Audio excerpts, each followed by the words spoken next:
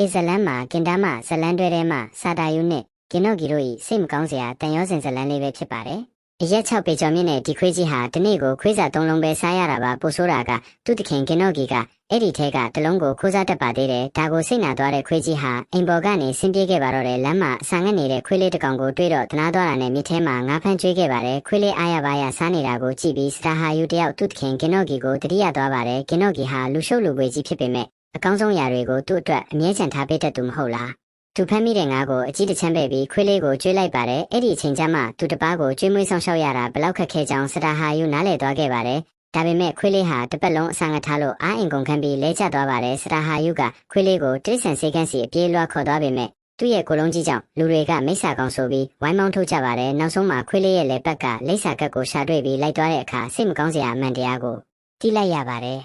ခွေးလေးရဲ့တခင်ဟာကုဆက်ယောဂနဲ့ဆုံးပါသွားတာပါအိမ်နီးနားချင်းတွေကယောဂကုမှကြောက်လို့ခွေးလေးကိုအဝေးပို့ပေးဖို့ကင်နော့ဂီကိုပိုက်ဆံပေးပြီးခိုင်းခဲ့ကြပါတယ်ကင်နော့ဂီကလည်းပိုက်ဆံရရင်ပြီးရောဆိုပြီးချက်ချင်းသဘောတူခဲ့တာကိုစာတာယူကမြင်သွားခဲ့ပါတယ်စာတာယူဟာခွေးလေးကိုကယ်ဖို့အတွက်နေ့ရောညပါအစာရှာထွက်ခဲ့ပါတယ်လူတွေရဲ့ရိုက်နှက်မောင်းထုတ်မှုကြောင့်ဆိုးတွေရဲ့ရန်ပြုမှုကိုခံခဲ့ရပေမဲ့သူမလျှော့ခဲ့ပါဘူးဒါပေမဲ့ခွေးလေးကတော့ပိုပြီးအားနည်းလာခဲ့ပါတယ်နောက်ဆုံးမှာစာတာယူလည်းပင်ပန်းလုံးလို့ခွေးလေးဘေးမှာတင်လဲကျသွားပါတော့တယ်တကယ်တော့ဒါတွေအားလုံးနောက်ွယ်မှာကင်နော့ဂီရှိနေခဲ့တာပါကင်နော့ဂီကသူတို့နောက်ကိုတောက်လျှောက်လိုက်လာပြီးခွေးလေးကိုအိတ်ဆေးကျွေးခဲ့တာဖြစ်ပါတယ်စာတာယူတတိယလာတဲ့အခါမှာတော့ကင်နော့ဂီကခွေးလေးကိုစီစဉ်ပြီးပြီလို့ပြောလိုက်ပါတယ်စာတာယူတယောက်အရန်တော်ထွက်သွားပေမဲ့အဲ့ဒီအချိန်မှာပဲကင်နော့ဂီကခွေးစာတစ်လုံးကမ်းပေးလိုက်ပါတယ်ကင်နော့ဂီဟာခွေးလေးအတွက်ရတဲ့ပိုက်ဆံအလုံးကိုဆေးကုသစရိတ်အဖြစ်အကုန်အကျခံခဲ့တာပါသူ့လက်ထဲမှာခွေးစာ